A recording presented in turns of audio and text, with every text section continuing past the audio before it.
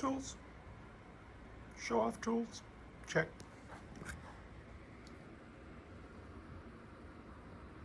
Tools. Check. Hello, world.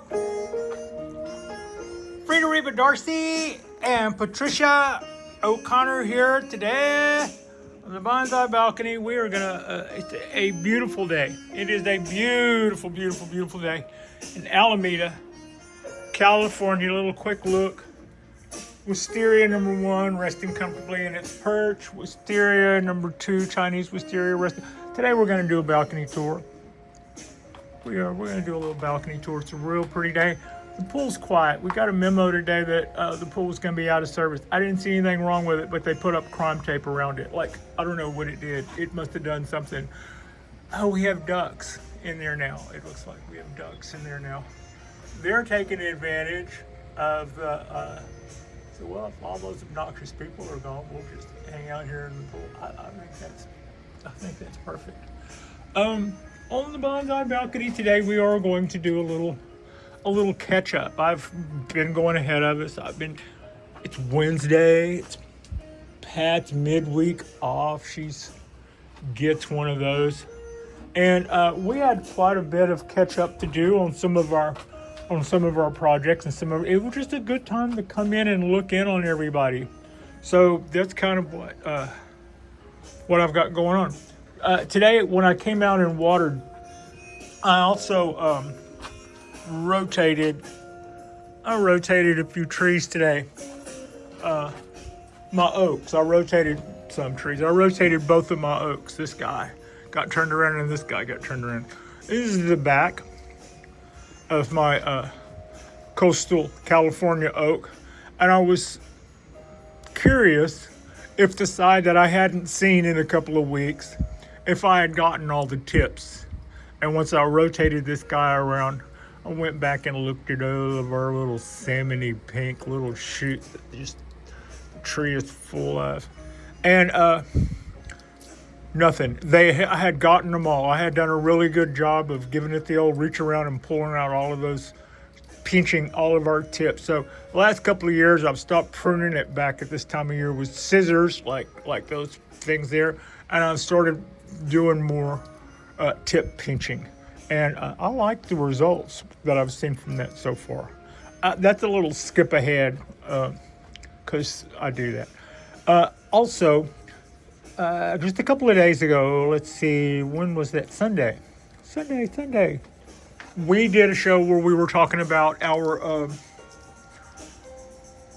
trident maple, and I had also gone through here and cut back the foliage, and I had taken that back somewhat. Do I have any scissors here?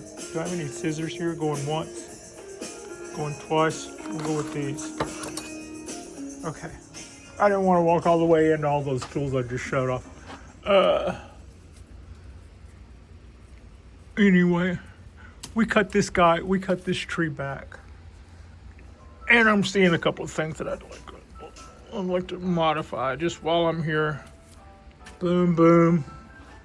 And. So, the general, I ask for information on this, on what y'all thought about how we were doing on this, and what I had noticed is I uncovered this. I had black covering it so that it wouldn't be too exposed by the light, and then I had shrink wrap to make sure that this peat moss all stayed nice and compact and gave roots place to grow. But when I uncovered it, we could see plenty of white roots here. And then once I sprit this and make it wet again, there are specks of white roots all in there that show at the ends of the tips against the contrast of the freshly watered peat moss. As it gets darker, those tips all stand out and show themselves more. But it's not, it wasn't going all gangbusters. And I was asking for opinions as to how we were doing, and y'all kind of just said pretty much what I was thinking. We're doing okay. It's going to take a couple of years to do this. We're about a year into this because I was looking at other shows that I've done on this trident maple, And we've been plugging along at this for about a year, but we are seeing root growth. We're seeing root growth where we want to see, and it is trident maple root growth. So there's no problem with that. I had considered putting a pot down in here and leaving it open to make watering the top of it, facilitate watering the top of it a little easier. I decided against that. I wrapped it here at the bottom more securely. I'm leaving the top more exposed to facilitate easier watering. And then I'm going to cover this back up with my piece of black plastic, but even that will be bundled more open up here at the top. I want to keep the light from doing any UV damage to any roots that we want to grow, but at the same time I want to be able to access this easier and water that and make sure it's getting watered. And once I've covered this, I will go back in with one of my one of my little weenie skewers, and I'll give us a couple of little punches down here so that as I water it can drain out. So that's my idea, how we will continue to go there, and otherwise things are going pretty good. I did a little bit of weeding earlier today while I was watering. And otherwise, other things that I've noticed is these splits here in the trunk where our trunk is getting more girth and it's just starting to crack this bark. That tree is impressive. It's also the colors of this tree are impressive. Okay, so that's our proper move in to tree number 1, far right. Well, actually that was, I guess really number 1 could have been. I did say this is the 2 wisterias. A little FYI, I found woolly aphids on this guy.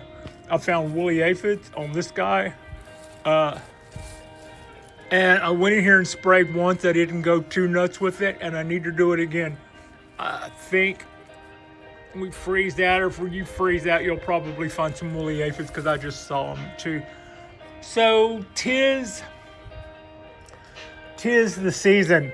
I had mentioned a little while ago that it was about the time that my wisterias tend to go into summer dormancy, and then they pick back up towards the end of it and come out with new shoots. In the meantime, a lot of times they lose their foliage during the drier parts of the summer. So in keeping with that, predators have moved in, and as the trees kind of shift their defenses off of leaves that they're getting ready to get rid of, then the bugs move in, which is a good lead-in for me to say that we're towards the end of June. July is coming up. Anytime between now and my mark on calendar and my brain date, which is July 4th, would be a good time to start mixing up my systemic and going through and watering through. What is my systemic? The systemic is a treatment that will keep away some insects and keep away some other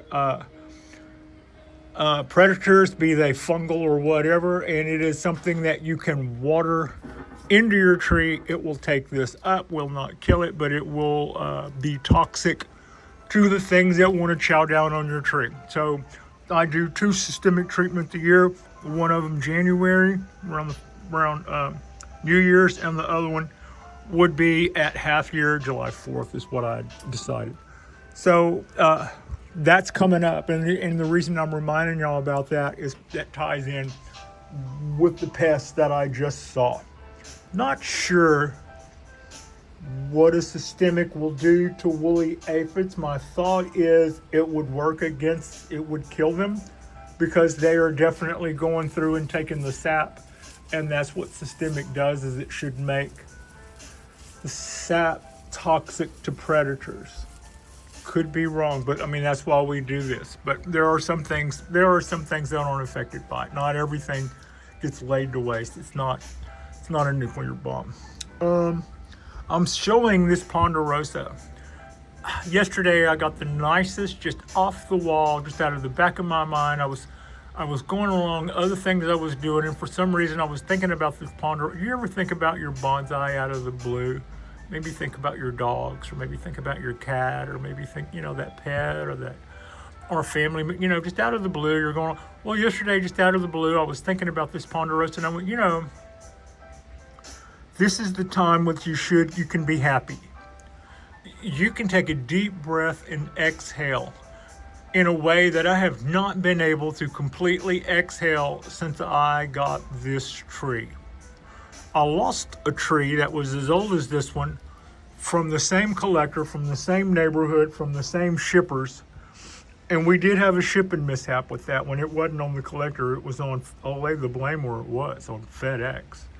And that tree could have died over the shipping alone, but I kept it for a year after that. I never loved the color. I never felt like it had fully recovered from that. I always felt like I was a little under the gun. Some people had told me, ponderosas don't necessarily do well here. And then I would turn right around and look and see ponderosas in gardens not 4 or 5 miles from here and go, I don't know, But then on the other side is we're in a place that elevations change. I'm 20 feet above sea level here. 20 feet above sea level, which means the beach is right over there. But on the horizon, there's the Oakland foothills, and it might be that it snows in the Oakland foothills. As far as I know, I've never seen snow here in Alameda. So that might be the difference. But in any way, I've always kind of worried about these big, huge emotional investments that are Patricia and Ponderosa, to such an extent that I bought 10 little Ponderosa seedlings just to see how they would do. And so far, I've seen if you overwire them or mistreat them, they'll die like other trees. But for the most part, I've gotten we're at 2 years, which is about what some people would say you were going to get out of a Ponderosa before it runs itself into the ground and succumbs. To that end, I have taken this tree and overwintered it. Last year, we overwintered the tree, so that would have, in theory, bought us a couple of more years.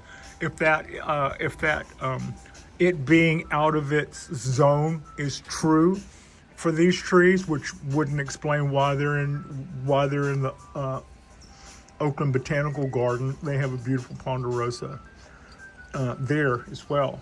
But at any rate, the question is, I have worried about this tree since I unboxed it because it had come through the same shippers, the same trip, had gone through the same hardships in crossing America from Deadwood, South Dakota to here.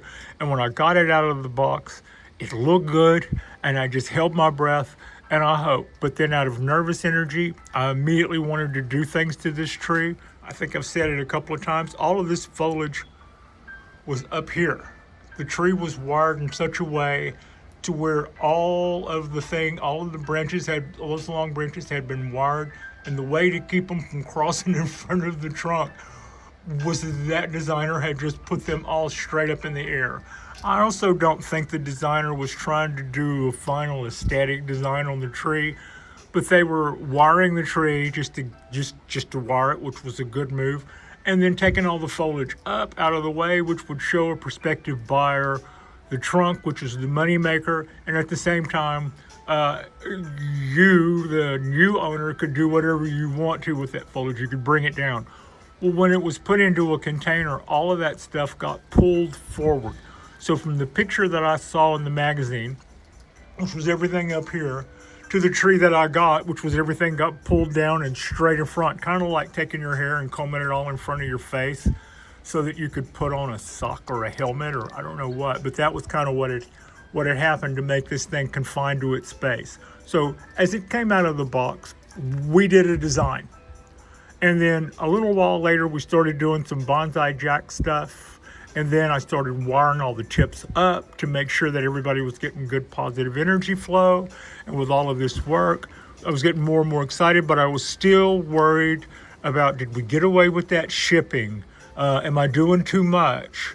Do I keep moving it too much? Is it going to like Alameda? So with all of that going on, as we got the tree back from overwintering, we had a heat spell that I knew was coming. I had said, come October, we always get a heat spell, and last year we did.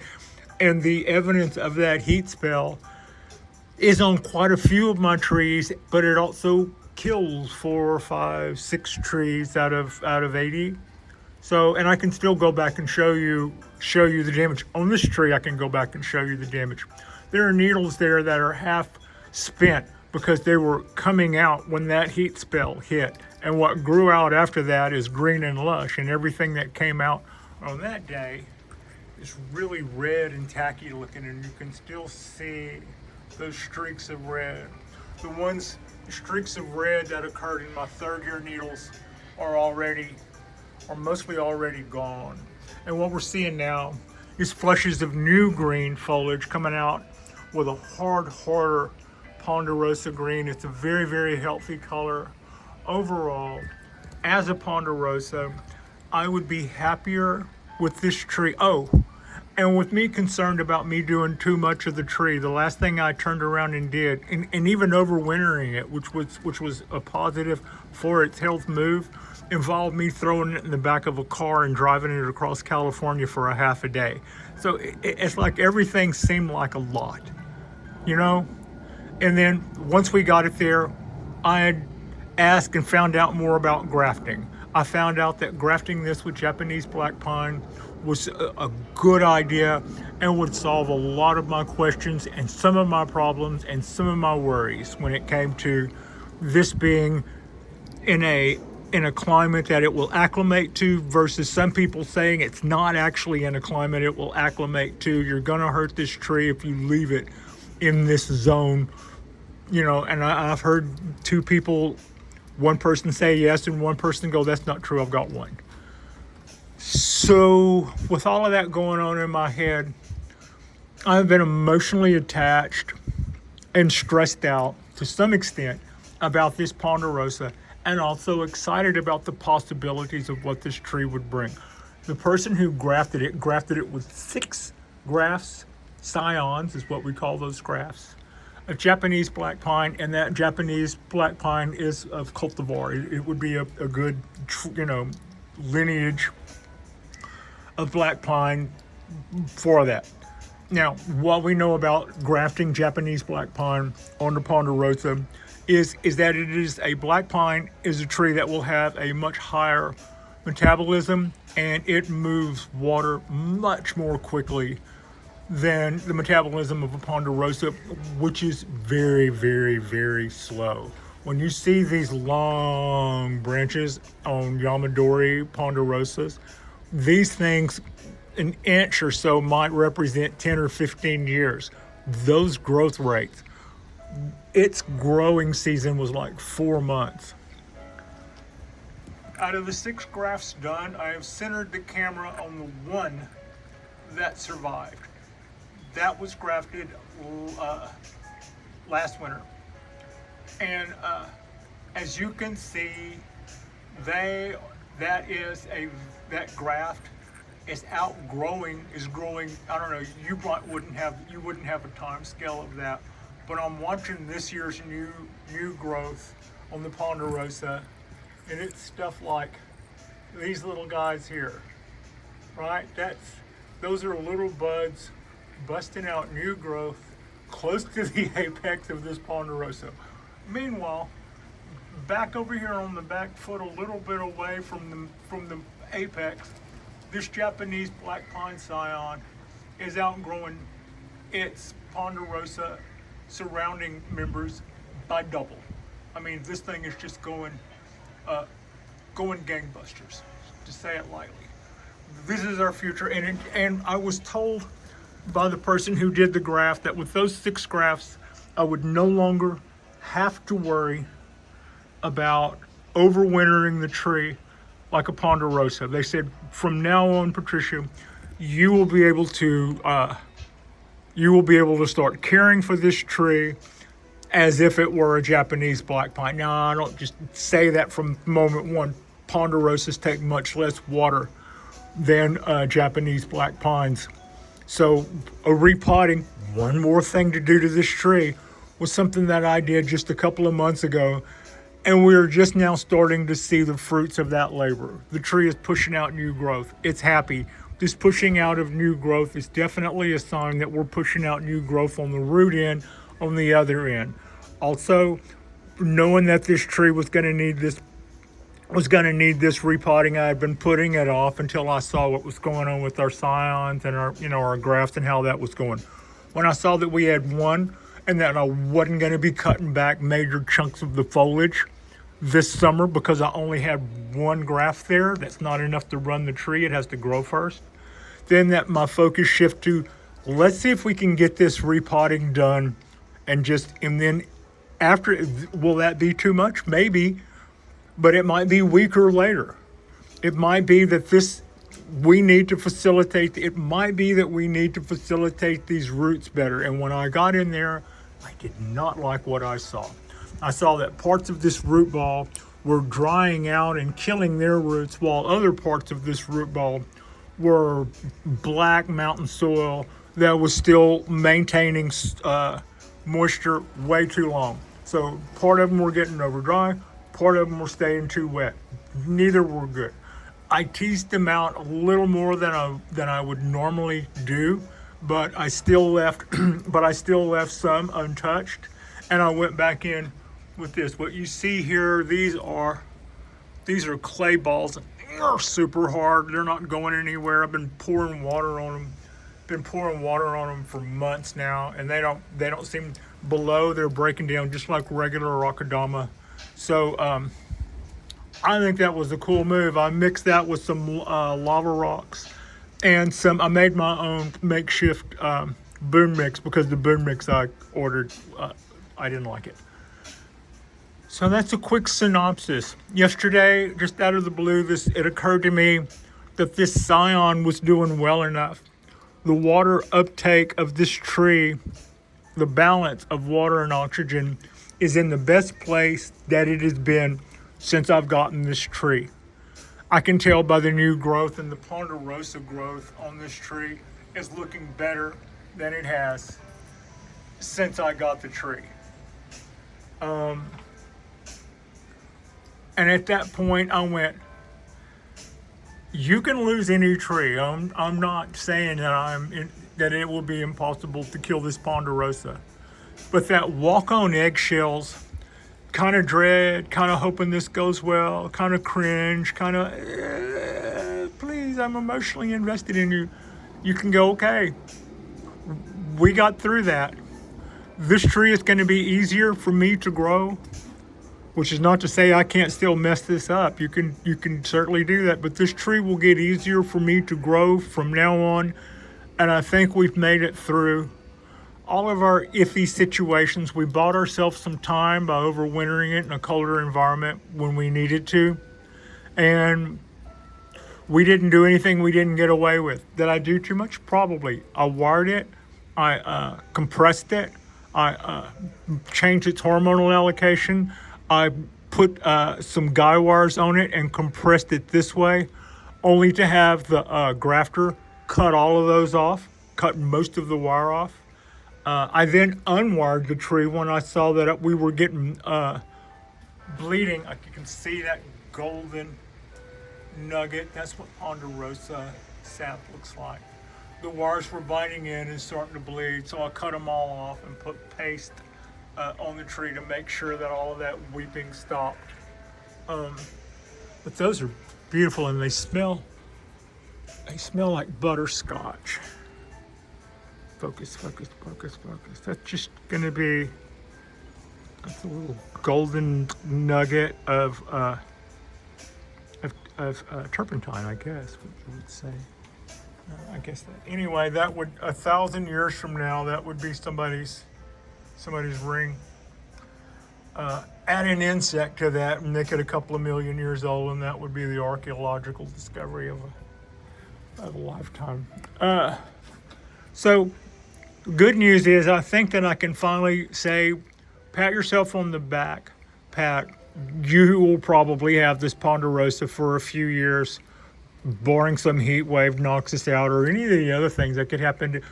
But the things that you had been worried about all this time, the things that you were worried about trying to make it past, you've made it past, and we're going to get to design and make a really, really cool Japanese black pine out of this 100-and-something-year-old Yamadori ponderosa. So that's got us to the wisterias. I jumped ahead to this oak. We went back and did our discussion on there. 24 minutes. This may take a minute. I have here a plethora of small trees. Today was almost a Cheerio making, which is where we do work like this. I almost folded another Cheerio today. We have that in our future. We do. We have that in our future coming up. I'm going to start doing some more pine making and break out some more of Elizabeth Crutendon's pots, and we're going to make ourselves some more bonsai by doing this canyon style trick that I like to do. We're seeing these trees for different reasons. Start here. This little shohin Japanese black pine is one that we ordered 10 little plugs that came without pots. They were just little seedlings. They were like that when I ordered these 10 trees. I wired this tree when it was about like that. Let me see if I put my finger. No, they were that size. And this little guy is a little beaut. It is. It's a little beaut. I went through here and cleaned up. The needles earlier. Probably shouldn't have done that. I had an idea about something I wanted to show you. I was going to show you the damage I do. I could see a couple of needles on there that are half bent. And I'd also mentioned earlier that our heat damage. So I'm going to show you this ponderosa again. That's an area where the heat damage occurred. So we can see some yellow and some orange and some banding and some wrecked tips. That was cause and effect from a 90 degree day in October when the tree would have normally been expected to slow down. Now, that kind of damage can be seen on some of my other trees throughout here, but as we move farther and farther past that, we're seeing less and less of it. Now, let's move on to this one. The twins, and they're these little mame twins. We put some motion in these guys the other day, and I just had my hands all over these little guys. I was doing that thing we do where we put some hellacious motion in these little trees, and because of that,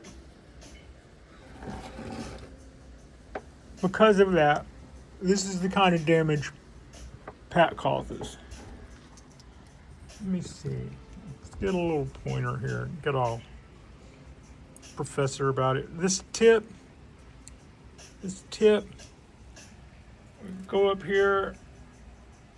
Just see how this needle starts off green and then goes from here all the way to red. I did that with these. When you touch something, boink, and it bends like that, it looks fine. But then you've broken the capillaries from here to here. You busted the membrane, and it'll turn red from there on. If the tree turns yellow, like this guy looked a little yellow to me, I'm gonna make sure it's in good light. I'm also, we've got a little bit of time left to feed it. I'm gonna make sure it's getting good food. But the colors, the end looks a little yellow. The older growth back here at the back has a good rich color. Unlike the yellow, which could be feeding or watering, and if you fix the feeding or you fix the watering, you will get the color right back really quick. Damaged needles don't tend to change their appearance. They just go from damaged to damaged dead to damaged falling off, and then that's how they go. So I thought I would, while I can see an example, this damage is not heat damage. This was caused by me in my hands grabbing this tree in ways that weren't good for those needles while I was bending and folding all of that. experience could go a long way towards helping that. Look at the bottom. It's too dark to see, but let me just tell you there are, maybe if I showed it this thing, there's a lump of escape roots down there. Escape roots on these tiny little trees are very important. You can see I've got substrate laying down here in the bottom of this. Now, this tree will not get candle cut this year. It got potted up into this pot this year. This pot came from Eric at Bonsai, and this was one of our trees that we grew from seed. This is an example. There are several examples of where you can do things. You will hear bonsai lessons, and then you will see people with other trees who completely ignore those lessons. Lessons one are roots. On other trees, these would be unsightly roots. On Japanese black pines, these are not unsightly roots. These are dynamic. They will have a character and a place on them on their own, and when this tree starts to bark over, so too would these guys. So that's difference number one in growing a Japanese black pine. As to say, over a maple, maples we would want like more even spread all the way around, and have that just pancake out all nicely. That's what gets people, or what gets some people going when it comes to the maples. This little tree we grew from seed. It's probably about a year and a half old. We put it in this pot this year. It will not get its candles done because it had just gotten repotted, and it's got a really long candle there. I might cut some of that. No, that's just going to be our sacrifice. It'll make our show bigger. In fact, also, that's a nice looking little tree. I'm pretty happy with the work that we did on that tree, and that is wire on there that we have removed the bottom wire. The top, there's two wires on there, and we removed the bottom one. That's something that I do. Sometimes I will wire the bottom of a tree. We get to this part was probably green at the time, so this wire would have been pulled off to the side, hanging out there, and I'd say just don't poke your eye out until this solidifies off and hardens off, and then we can wire and put motion in it, which I did. And then at some point I cut the wire off before that, which stops just about the time we make that hook. So I will probably go back through. And remove that bottom half at some point. But there are also examples of examples of trees where I didn't remove the wire, and probably never will. This tree will probably keep its wire. This tree already ate its wire, except for you can still see a slight glint of wire right there. I'm not gonna go messing with this tree to try to get that out of there. It will cover that and eat it just like it did the rest of it. And that will make this tree even more dynamic, and that will cause this tree to swell up and get even fatter in between those bands. If this were a bigger tree, I probably wouldn't leave wire in a tree. I'm not really sure about that. I've come from a person who thought that I would never ever leave wire in a tree, to having removed wire from trees a couple of times. I don't like the results of what happens sometimes when I remove wire from tiny little trees. I think I'm better off leaving it in there. I think this is a very, very dynamic and cool look. The fattening and the swelling and all of the buds that just get pushed out in between all of that. In direct contrast to that, we have this little piece of wire right here to basically get grown over.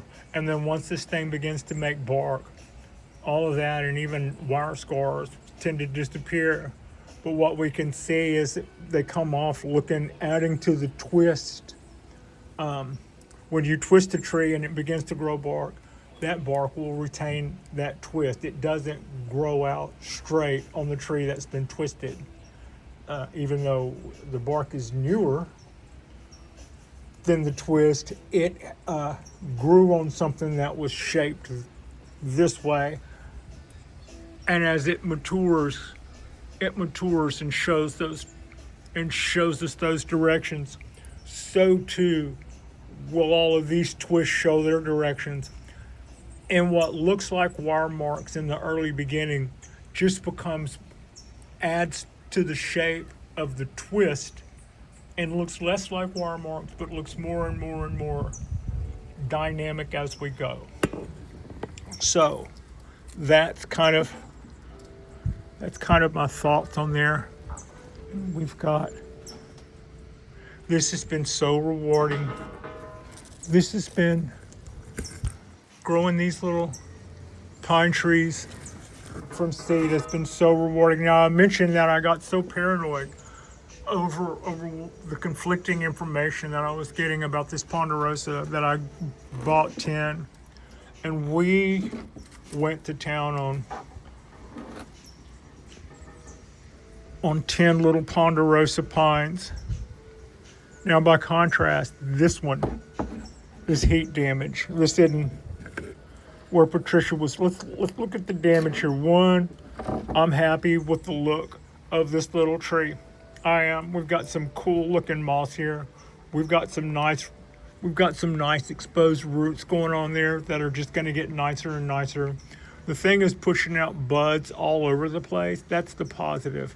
What's the negative? This guy is showing quite a bit of heat damage, and the heat damage, frankly, looks quite a bit. Doesn't look a lot different from the urban blight or the Patricia damage, right? It doesn't look a lot different. The difference being cause and effect. I remember the 90-degree day, and I remember when this portion of the tree, this portion of the tree, this portion of the tree, and I'm going to say that again because I don't know if it was on camera. When all of this was longer, but then turned red in color, half needle, on a day that we had a 90-degree day, that was definitely cause and effect. And I went through here and I clipped all of the red off of, I clipped all of those. I shortened all of the needles from the dead part. I don't think necessarily that cutting the needles on a ponderosa is the way to make your needles shorter. No, I was just cutting off the dead part of the needles because needles that got a dead part over half of them aren't really doing anything for us. As opposed to some needles that are third-year needles that are hanging out. I've been told not to always pluck all of those. They still sometimes store energy in those guys. So this tree is still showing some of the results of its heat damage, which looked a little bit like the Patricia damage, but this is a view in the line of the Patricia damage where I bent that needle over, just like that, while we were. Now, and this little tree will not get its candles cut also because very, very, very early in the spring, we potted this guy up. This is one of our from seed trees. We planted this from seed, got it to sprout in the kitchen, and then took it out and grew it out here on our balcony. And it had so much stuff going on here. And the roots, what we can't see is that I covered up roots down here that I wanted when the tree was freshly potted. I took sphagnum moss and covered all of that up. Boom. So now I've taken out and I added this skewer because the tree was standing up on its own roots like stilts. And I thought that was pretty cool. I did. I liked that. But I didn't want like the wind to blow to kind of saw on it back and forth or to cause it. I wanted to make sure that part that I liked stayed healthy. So I covered it up. I gave it a little cover up. Now I think enough time has passed that we should go in here and have a little look-see. What was it? What was it you were so excited about earlier, Patricia? Those roots right here.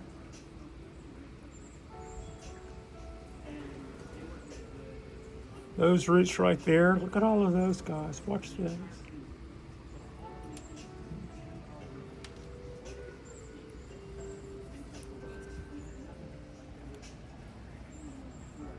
So, yeah. These little roots were formed in our little seed pot, just like that. And they made that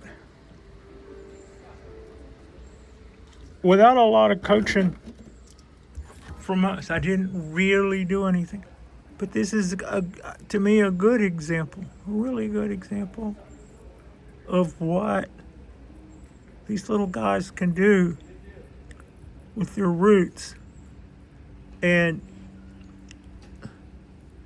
having done nothing but just plant a seed, and we got this kind of really cool. All right, there's more sphagnum moss in here, but it's hanging on. And what it's hanging on to is probably something I don't want to mess with. So, yeah, there's little roots in there. We'll let them hang out shaded and do whatever they want to do, but I'm not going to pack more moss in there. But this is why I packed moss in there and put a little weenie skewer. Look at those little legs it's standing up on. Over time, those will fuse. Those will fuse. That is going to be, that's already the coolest base. But that's going to be the ace of base. That's just going to get fatter and cooler and more fused and become a part of this guy's design.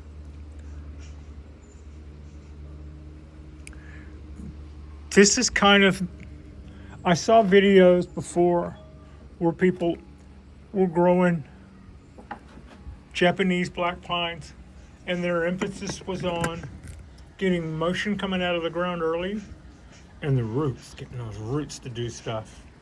And what I was told by the first bonsai master that I was able to have some time with, and he said, work on your roots. I said, I will, Jonas. I'll learn to work on my roots. And then watching videos and seeing these funny planters around on different people's tables. I think I saw some of these on Bonsai Tonight, Jonas's table. I may not have. I think I did. I think I saw some of these colanders before, but I know I saw the boys in Japan grow Japanese black pines and colanders like this. The idea is we got this tree wired. We can do cool stuff to it, like we've done with this one. This is one of our twisted up trees.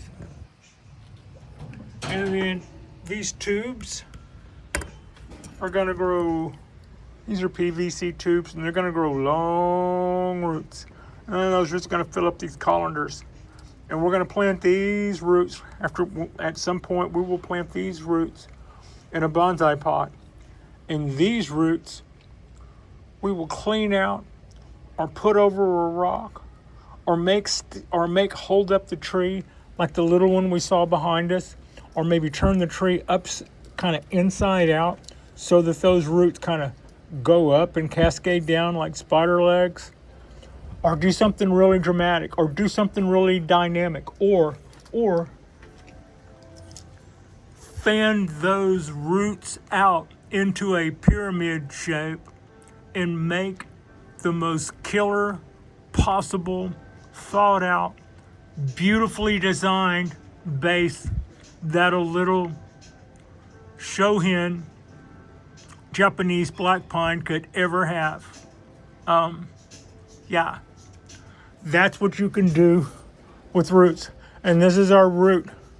These are our colander girls, as I call them. And that's what they totally are. These are our experiments and what the cool things we're going to be doing with these roots in about a year's time. I think this is the coolest. Also, I'm going to do some more, and in the ones that I do next, I will have evolved this idea one step further. I had mentioned earlier, how am I going to get this tree out of this tube when it's got big roots down here and a bigger tree up here? May have to cut this tube to release all those roots without hurting them, or shoving the tree through the tube, or trying to shove the roots through the tube. And I thought, well, you'll be able to do that without hurting the tree. And before I bought the PVC and then cut it up into pieces, I thought, is there anything else in this hardware store? You know, what else do I have access to in this hardware store that would facilitate this project? Am I missing a real easy? I was. All I had to do was do this video and then wait like 2 days, and the perfect idea came to me. Some people who like to go to the pool know something about something called pool noodles, which are foam rubber tubes that float, and sometimes they come in bright colors, and you see people who are enjoying their leisure time, don't want to have to worry about holding their breath to float. They just kind of throw themselves over a pool noodle. Pool noodles would have been an exceptional. Another thing that is also is in when you see it and it's not in bright colors, it's pipe insulation. You buy it at a hardware store. It comes with a split on one side of it already, so that you can open up this foam rubber stuff and stick it over a pipe, and it'll close back on itself because it's foam rubber and it just squishy like that. And that's what'll keep your pipes from freezing. If you live someplace where pipes freeze, and you see this everywhere, it's a cheap thing. Those could have been foam rubber tubes that already had a split in the side of them. I don't know why I didn't think of that. The next time I do this, I will be doing that with that instead of PVC, although I think PVC will work fine. They are going to be more of a pain in the butt to get out than foam rubber tube, which wouldn't have been a problem to do anything with. That's got us caught up there. While we're talking about pines, this past winter, we put some hellacious bends and some copper wire to our literati Japanese black pine. I got this literati Japanese black pine at a bonsai auction put on by a club that I was enjoying being a member of. I was enjoying being a member of it up until somebody was rude, and I went, you know what? I'm not going to stand here and fight this. I do this for fun, and that just killed it. So maybe clubs aren't always for everybody. It kind of depends on your neighborhood. I got more good out of it than bad, but once I saw the bad, I'm like, yeah, no, I'm out of here. But one thing I did get good out of this, and they can't take this away, was this tree. This was a nice literati Japanese black pine. And this past year, I put all of this copper on it that you see. I'm kind of keeping an eye on it. I don't want it to dig in too much. I could let it dig in a little, but I don't mind it digging in a little, but we're not going to let that get too out of hand. I also thought about putting a much heavier bend in it right here, but I didn't have the proper anchor in place that I thought I would. These would not hold. These wires that you see here, even a third one, would not have held the bend that I wanted to put here. Also, I'm pretty sure the bend that I was really going after would have led to a scar.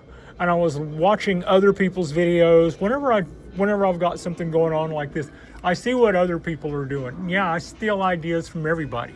I mean, you know, it's an idea, for God's sakes. Nobody gets to be the first one to have any of those, I don't think. But instead of that, I came around to a different. Normally, if I get hard-headed, I'm going, we're going to do this. We're going to do. But when it came to here, I went, you should probably appreciate the fact that you don't have a scar on that tree. The person who made this tree ahead of you designed a tree, a literati tree that was light, it was airy, it was feminine, and it was kind of subtle. It was a little straight for my liking. Also, it had, and a lot of people will do this, there's a thing that people will do on literati trees sometimes, and you'll see a bar branch that's an apex. I didn't mind it as a look until I realized what I was looking at, and then it kind of bothered me. I'll say it that way. So at some point, the branch that went from here up that way and was the apex, I chopped. And then I put this hard bend and this hard fold, and then all of our tips up. This was a bend that actually worried me. We did a crack there, we pasted it. It wasn't the biggest crack I had ever made, but also I am concerned about the depth of this pot and the height of the tree. I'm like, we have just massively put a hard, this was up here and we just did that and then tipped everything up. I'm really glad. This isn't the prettiest little top yet, but this is the top that recovered from all of that work.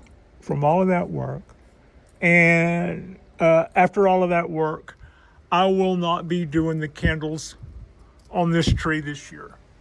We're going to lay off the candle cutting. But we did not lose a twig. Not a single. Man, look a little scruffy. That's cause, and we're not doing our candles this year, just like I said. In the fall, I'll probably go through here and do a cleanup. I'll decide which buds are going to cause me problems before the next spring. We'll do a cleanup. But this is a good time to look and show everybody that everything we cut on, everything we bent on, everything we went swinging and prying and all that other stuff on, we totally got away with that. And I walked away from this tree going, I think we're going to get away with that. Like 8 and 10. Sure, we're going to get away with that. But then we had some heat issues. No, this was before the heat issues. That's true.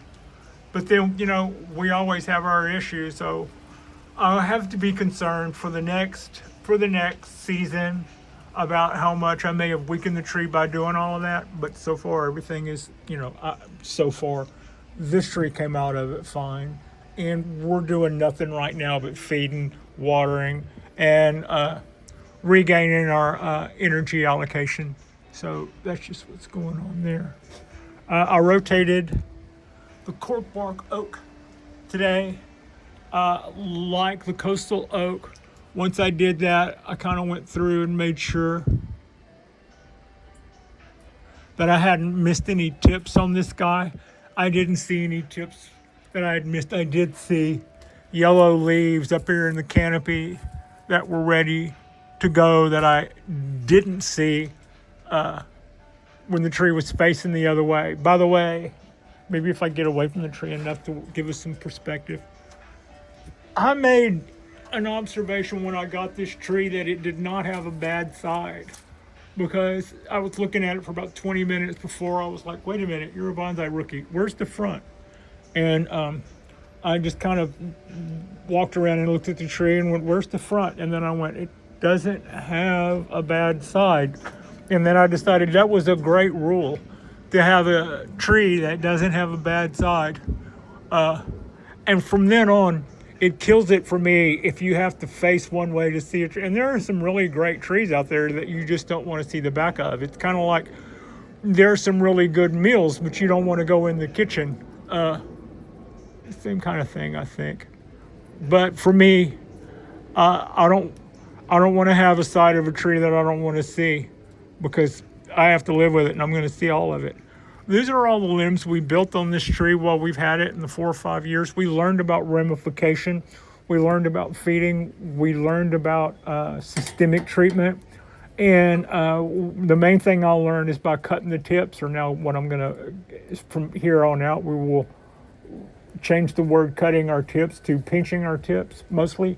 When we started doing that, we learned about a hormonal exchange of a chemical called auxin and how that will create back buds like never before. Before that, I had some branches that I didn't like on this tree, but I had so few branches overall that I didn't want to do anything, cut anything off of even the branches I didn't like, because I'm going, there's not enough foliage on the tree. I don't want to cause some kind of collapse.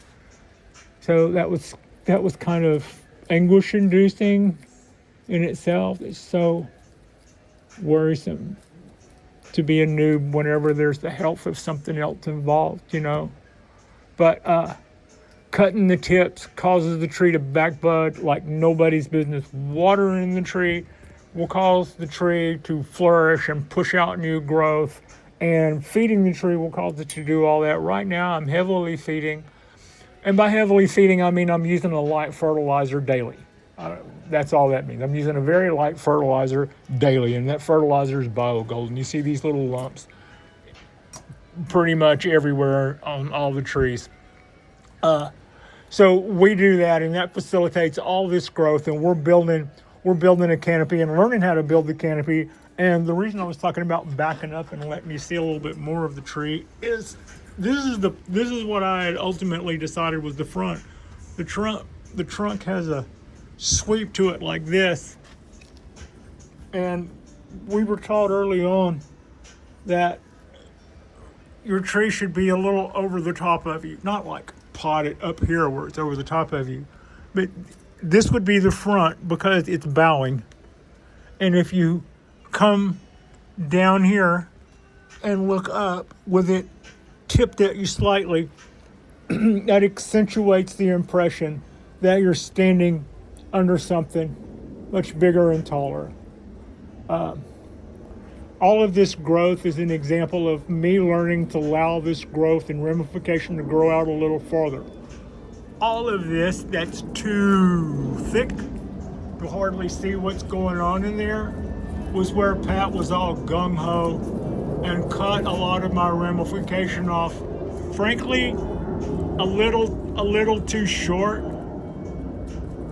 Once I learned to let it grow out a little more and pinch the tips instead of growing it out too much and then chopping it halfway, I found that to be a much better thing. And also, once I allowed that stuff to grow out a little better, then I was still getting the ramification where we turn our 1s into 2s, our 2s into 4s, our 4s into 8s, our 8s into, blah, blah, blah. Pat can do some math. But having said all of that, cutting it back shorter to get tighter ramification was too much of that, and it just leads to stuff that I need to work out later. And we're going to do that. We're going to do that on the by and by. I start off by saying, as of this spring, and this was months ago, we're going to start letting things grow on this tree farther out. And we also did that on our coastal oak. And it has shown up nicely on our coastal oak. And it is starting to show up in the silhouette, in the overall silhouette of this tree. But frankly, this is a big piece of wood, y'all. I keep getting comments from people going, until you were standing next to it, I had no idea how big that tree is. It's a pretty big chunk of wood. Let's see, that's 1, 2. So it was about 1.5 feet tall from there to there, I suppose.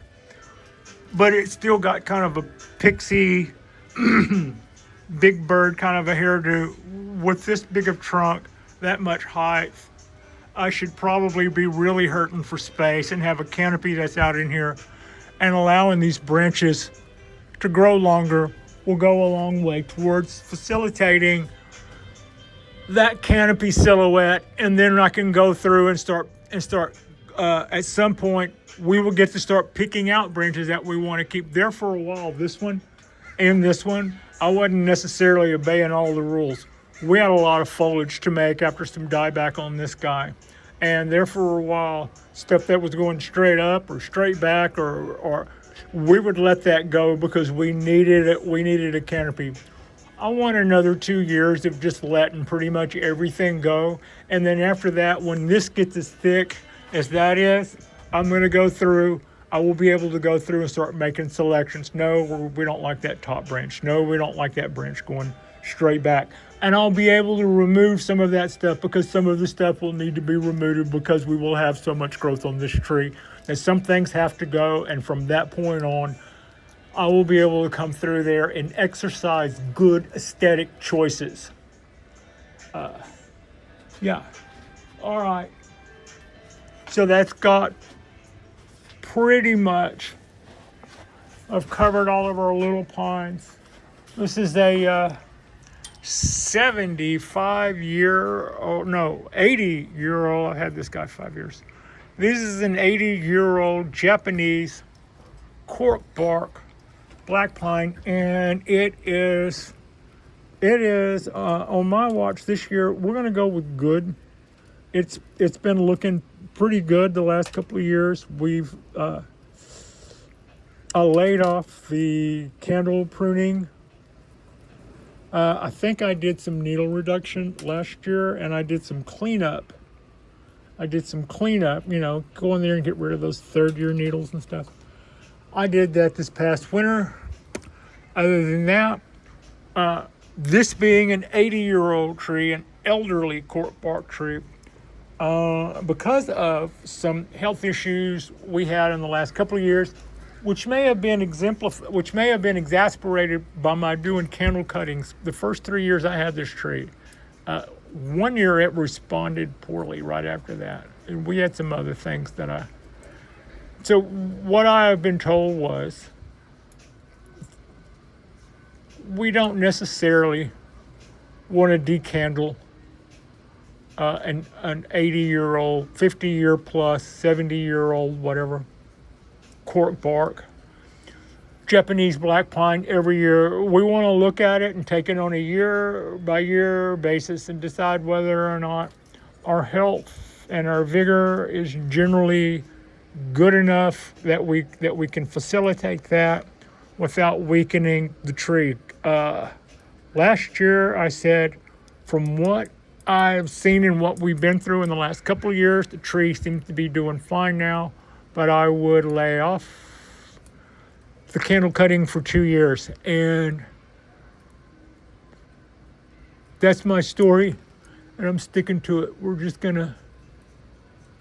I'm going to continue with that. We're going to let this guy continue. We're going to continue to feed this guy. We're going to continue to water this guy like it wants to be watered, and do everything we can. I could have rotated this tree. Today would have been the day to rotate this tree. I'll probably do that later on this afternoon. But this cork barks are just like, look at that, and look what those roots are doing. I love Japanese black pine roots. They just look, and those roots, if I can get this camera in here, no, look at that. That just looks like we're sitting underneath the base of this.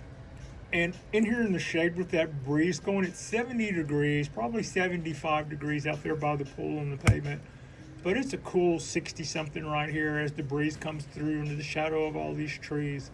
There's enough of them that they create their own little oasis, especially under the cypress trees. You can get underneath the cypress trees and actually feel the temperature drop, and especially if I water them. But I just love the way this exposed bark is showing so bleached looking. Shari. That is a shari. If we have a branch that comes out and is bleached and is dead, that's a deadwood feature. If we have exposed bark and that makes like a stripe on the tree, like here and here, that's a shari. I love sharis. That's another reason why I was saying I wouldn't necessarily totally hate a little wire scar in here or here, because I would probably lay into one edge of a wire scar with a cutting tool and make that a shari. I've seen that in the wall. That's something pines do as they twist. Their twist will kind of make a leading edge, and that'll get blistered in the sun over time, and the bark will peel away from that, and then you get something like that. Was probably caused from watering, and then sun exposure. Yeah. All right. That is this is really quick. Our trident maple. See, she did it again. Our dawn redwood is looking really good. Today I noticed that the whole tree has a predominant left lean. Doesn't kill me. I don't hate it. I can fix half of it with a piece of wire doing that. If I still see that the trunk is doing that, I can change the angle at replanting at some point. This tree is looking good. We've been talking about this tree a little bit lately because of the fact that it's been looking good. It hasn't been something that I've wanted to talk about for several years now. It's kind of come around and starting to be a little different, and we're starting to include it more and more of the show, and I'm less mortified by its appearance. Having said that, I don't really have a whole lot more to add. We've been getting things going our way, and I could probably make a couple of these guys flatten out a little better. These guys could flatten out a little more, and I'm pretty happy with that. That's that. Now, the balsam cypresses, we made a new top. We cut, we chopped, and made a new apex 2 weeks ago. There it is. It's got a wire on it. It's going up there. It's going right into those lights where I'm surprised it hadn't burned. Normally when this cypress foliage is that light and is that close to those lights, it burns. I guess it was born underneath that foliage and it's already adapted. The looks of these trees is very good. They are putting out a lot of foliage this year. We have started cutting back things that we have been making for 3 or 4 years because Patricia's had a change of heart. That change of heart has led to a few bald spots that I kind of don't like looking at, but they are what they are, and they're not hurting us. They just, like this looks a little bare here, and this looks a little bare here, but I've taken out most of these in lieu of a more natural looking. Just allow these to go and make our tree shape. And let them all go. Let the tree put out as many of these as long as they want, as many as they want. Let them make bar branches. Let them make whorl patterns. Let them do whatever they want to do.